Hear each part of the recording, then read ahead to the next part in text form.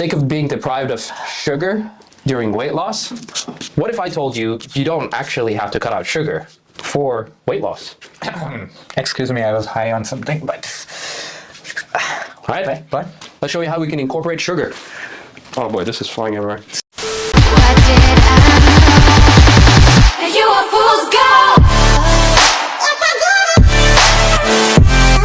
Yes, I did.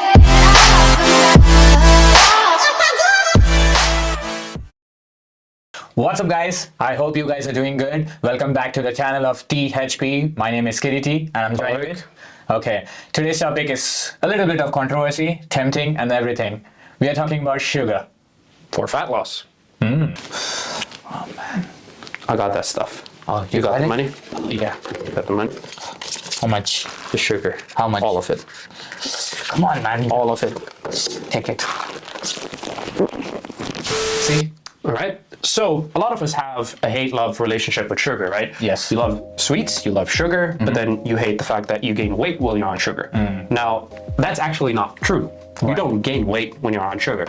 A study from the University of Arizona actually showed that they did two different groups of people, right? In esoteric, so it's a similar caloric, let's say it's 2,000 calories for each group. Okay. And I think it was a 6 to 8 week study for fat loss. Okay. And what they did was they gave one group around 30 grams of sugar, which is the bare minimum that if you ever try to remove because it's sugars for foods and so on, right? And then another group had around 160 grams of sugar, which is what? Is it per day? Yes. Okay, not per minute. No, per day. Okay. So an overall high versus low, super low. Okay. And the study showed over time that both groups lost the same amount of weight, and the biomarkers for the people who took more sugar are actually healthier than the people who completely deprived themselves from sugar. That's interesting.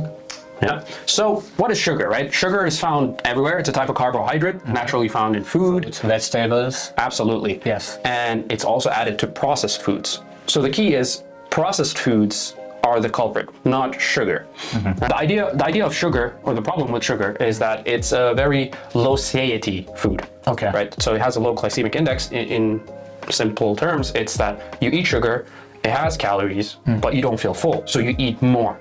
And that's where the problem occurs. So it's not sugar that's the core culprit, Okay. but eating more calories at the end of the day is the core culprit. Because in my past experience, which is like even the audience have experienced the same thing, is that sugar is the simplest form of carbohydrate, which is stored as a form of an energy inside your body, like a fat.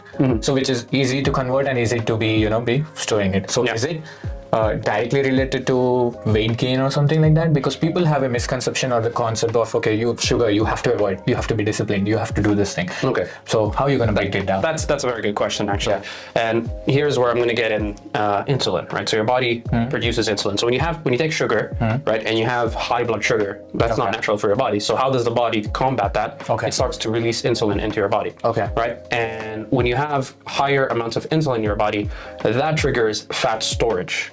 Okay. And so the more sugar that you introduce, the more your body combats it using insulin, and the more your body starts to store fat in a simple way. Obviously, we can go into the biomechanics and you can go into so much detail, but here we're just trying to get a macro view as of why sugar is not great when consumed in simple, high quantities. Moreover, right, when you take a lot of sugar, so think about a donut, a Coke, right, anything that has a lot of sugar, you get that. Processed food with a lot of sugar in it, right? Some processed food doesn't necessarily have sugar, but it can have salt and other. Yes, absolutely. But when you take something with high sugar, right? So you get that insulin spike. Yes. And what you get also with that is commonly known as a sugar crash. So your body gets a sugar rush, and then that 15-30 minutes, you get a crash, and then you get hungry again.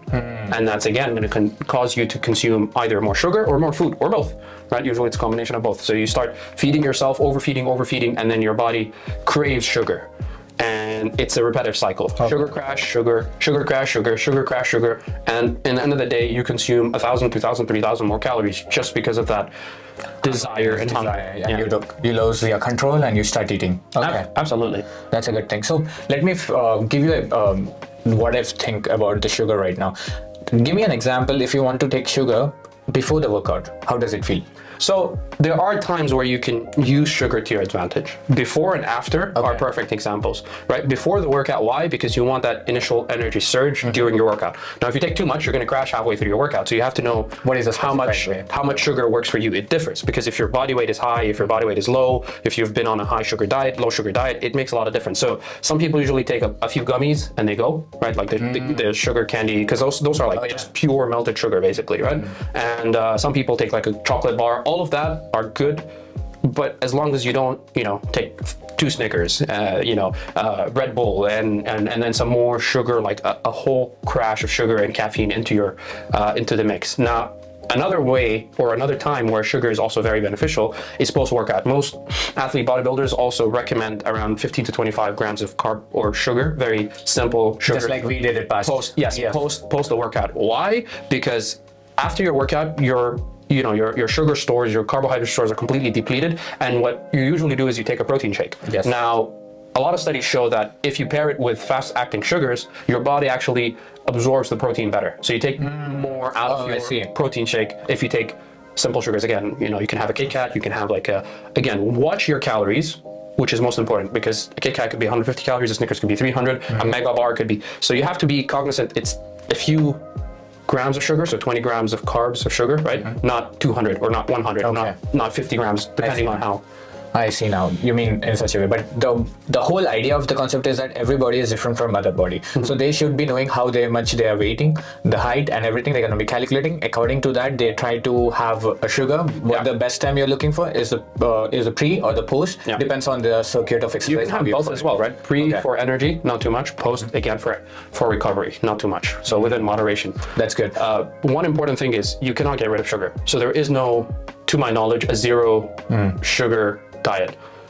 Bread has sugar, fruits have sugar, vegetable has sugar, orange is full of sugar. There's different forms of sugar that we'll not get into to keep the video short, but having a zero added sugar is possible. Having zero sugar is not going to be a possibility. You need sugar to function. However, you don't need 200 grams of sugar per day, for example. So what about the people who talk about sugar, brown sugar, and this thing? This is a whole other concept. Again, that's different kinds of sugar versus healthy, non-healthy. It's sugar in the end of the day. Your body processes sugar the same way. This might be taking a little longer to process versus another type. It's still sugar. An alternate versus white and brown, or golden and different kinds of sugar, like sugar cane and so on. There are the artificial sweeteners. Stevia. Yeah. So artificial sweeteners, great for weight loss because they're effectively 0 calories. Not really 0, but near the 0 calorie mark, right? But there's a lot of studies that long term, it also causes that still hunger, right? So you don't really get that insulin spike because there's not much, but your body treats it like sugar. So you might be craving more sweets or more sweet things, and that could cause you to overeat.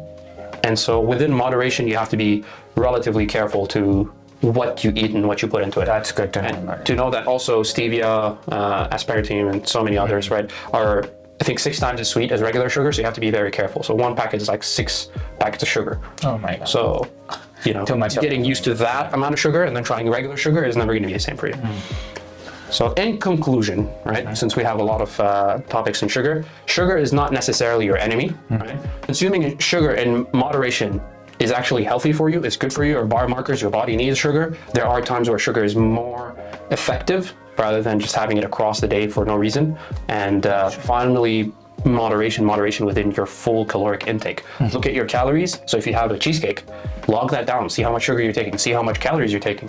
If you consume the same amount of calories, even if you play around with some of the carbohydrates or sugars, and then the day you will get that weight off. So the conclusion is that you have to watch your calories because your body understands it's only calories right now. So I know you guys will be asking a lot of questions. Is it true? Is it not? We're going to be linking down the University of Arizona, I believe, so the study, and you can go and check it out for yourself. And do have some comments or do have some questions, feel free to leave us so that we can respond to you. Thank you guys. Take care. Yes, I did.